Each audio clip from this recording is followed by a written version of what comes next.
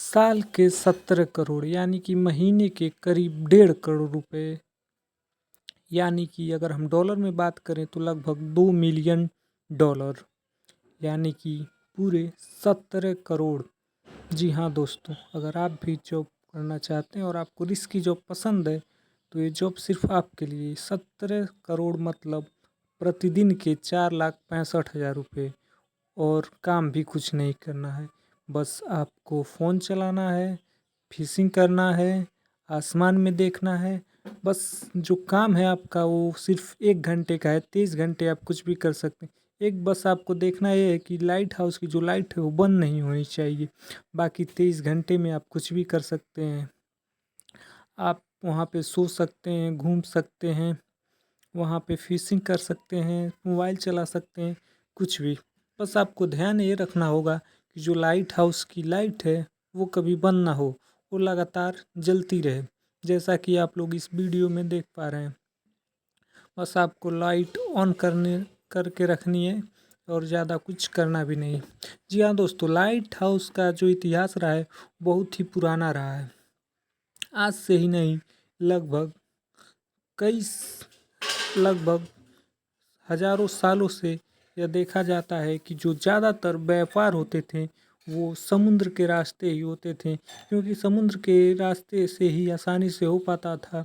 और आज भी आप लोग देखते होंगे कि ज़्यादातर जो व्यापार होते हैं, जिसमें जो वजनदार व्यापार होते हैं, जिसमें ज़्यादातर टन्स और कुंटल में जो व्यापार होते हैं, वो समुद्री जहाज और समुद्र के रास्ते ही होते हैं। जी हाँ दोस्तों, जो लाइट हाउस है वो इन समुद्री व्यापारों को बहुत सुविधाएं प्रदान करता है। जी हाँ दोस्तों, ज़्यादातर जो दुर्घटनाएं हो रही थी समुद्र में, उसी को देखते हुए लाइट हाउस का आविष्कार किया गया। लाइट हाउस के आविष्कार के पीछे का कारण बहुत बड़ा है। लाइट हाउस के आविष्कार से पहले जो जहाज़ें थीं, जब रात में वो सामान लेकर, वस्तुएं लेकर एक देश से दूसरे देश जाती थीं, तो बीच में जो समुद्र की लहरें उठती थीं, जो वहाँ पे सुनामीस आती थीं, जो बड़े बड़े पहाड़ और बड़े बड़े पत्थर जो समुद्र के रास्ते में पड़ जाते थे, ज़्यादातर नाव वहाँ से टकरा कर डूब जाती थीं, क्योंकि उस टाइम वहाँ पे जो कैप्टन होते थे जहाज के, उनके पास ना कोई रडार होता था, ना कोई कंपास, जिसकी वजह से वो दिशा का चयन नहीं कर पाते थे कि आखिर हमें जाना किस दिशा में है। रात के समय में अक्सर इन मुश्किलों का सामना करना पड़ता था, जिसको देखते हुए लाइट हाउस का आविष्कार किया गया। लाइट हाउस का आविष्कार जो था वो तो पहले लाइटें उसमें आग जलाकर किया जाता था, जिसकी रोशनी देखकर जो नाव थीं वो किनारे पर रुक जाती थीं और अपने दिशा का चयन कर पाती थीं। लेकिन धीरे धीरे उसका विकास बढ़ता गया और वो फिर कुछ ग्लासेस का आविष्कार किया गया, जिससे टकरा कर लाइटें और दूर तक जाती थी। और सिर्फ इतना ही नहीं दोस्तों, उसके बाद जब केरोसिन आयल आया तो फिर उसकी मदद से लाइट और भी दूर जाने लगी और नए ग्लासेस का आविष्कार हुआ, जिस ग्लास से टकराने के बाद जो रोशनी थी वो और दूर तक फैल जाती थी। आप लोग इस वीडियो में देख सकते हैं कि किस तरह से लाइट्स स्कैटर होके दूर दूर तक जाती है, जिसकी वजह से। और यही इतना ही नहीं दोस्तों, जो लाइट हाउस का जो चिन्ह है वहाँ के करेंसीज पर भी देखने को मिलता है। और लाइट हाउस अब जब विकसित हुआ तो उसे इलेक्ट्रिक के साथ जोड़ दिया गया। इलेक्ट्रिक के साथ जोड़ने से ये फ़ायदा हुआ कि इलेक्ट्रिक से जो लाइटें निकलती हैं वो और दूर तक जाती हैं, जिसकी वजह से आसपास से गुजर रही जहाज़ों को सही दिशा का चयन करने में या फिर किनारे पर जाने में सुविधाएं प्राप्त होती हैं, जिसकी वजह से वो दुर्घटनाओं को टाल पाते हैं। और इतना ही नहीं दोस्तों, जिस तरह की ग्लासेस आज उस समय बनाई गई थी वो लाइटों को और दूर तक पहुंचाती थी और जहाज़ों को दुर्घटनाओं से बचाती थी। और इतना ही नहीं दोस्तों, जिस तरह से उस समय दुर्घटनाएं होती थी, आप लोगों को याद होगा टाइटैनिक, यानी कि ऐसी जहाज़ जो कभी नहीं डूबने वाली थी। ऐसा माना जाता था कि जो टाइटैनिक थी उसमें 1000 लोग सवार थे, लेकिन उसमें से 580 लोग वहाँ पर डूब जाते हैं और करीब 420 लोग ही बच के निकल पाते हैं। यानी कि ऐसी जहाज़ जो कभी ना डूबने वाली थी, वो भी जहाज़ डूब गई। तो चलिए दोस्तों, हम लोग आते हैं, क्योंकि जो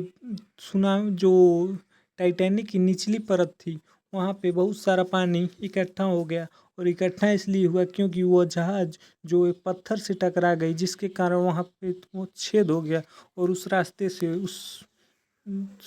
उस टाइटैनिक जहाज़ में पूरी तरह से पानी भर गया, जिसकी वजह से वो डूब गई।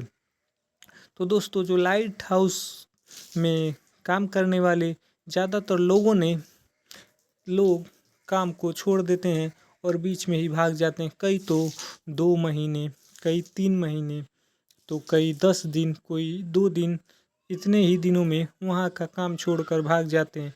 उनका मानना ये है कि जो वहाँ पे उनका मानना ये था कि जो रात में जो आवाज़ें आती हैं वो काफ़ी भयावह होती हैं, जिसको सुन के लोग डर जाते हैं, और रात में लगभग दरवाज़ा खटखटाने की भी आवाज़ें आती हैं, और अलग अलग तरीके से मदद मांगने की आवाज़ें आती हैं। लेकिन जब वहाँ पर वो लोग जाकर देखते थे तो ऐसा कुछ भी नहीं होता था, जिसके कारण उन लोगों के अंदर डर बैठ गया और वो लोग काम छोड़कर चले जाते थे। और इसी के देखते हुए दोस्तों, जब कोई भी वहाँ पे काम नहीं करना चाहता था, और कुछ लोगों का तो मानना ये भी था कि जो लाइट हाउस थी वहाँ पर रात में कोई औरत सफ़ेद साड़ी पहनकर भी घूमती थी। ऐसा लोगों ने अफवाह बनाया था, या फिर रियलिटी थी। आज के साइंस के ज़माने में ये सब चीज़ों पर विश्वास तो कोई नहीं करता, लेकिन वहाँ पे काम करने वालों लोगों का यही कहना था। उसी को देखते हुए जब सरकार ने सोचा, जब वहाँ पे कोई भी काम नहीं करना चाहता, और सबसे खतरनाक जो था वो था फ्रांस का जूमेट लाइट हाउस, जहाँ पे काफ़ी भयावह था और वहाँ पे लगभग कोई भी टिक नहीं पाता था। तो दोस्तों अगर आप लोग को भी ऐसे रिस्की जॉब करना पसंद है तो कमेंट में यस ज़रूर लिखें। आइए जानते हैं आगे। इसी को देखते हुए जो ज़्यादातर लाइट हाउसें थीं उनको सरकार ने ऑटोमेटिक कर दिया, जो अपने आप बच जाती थी। तो दोस्तों, आज की इस वीडियो में हमने जाना कि लाइट हाउस का उपयोग क्या है और लाइट हाउस क्यों बनाई गई। अगर वीडियो अच्छी लगी हो तो लाइक, सब्सक्राइब और शेयर ज़रूर करें। Thanks for watching.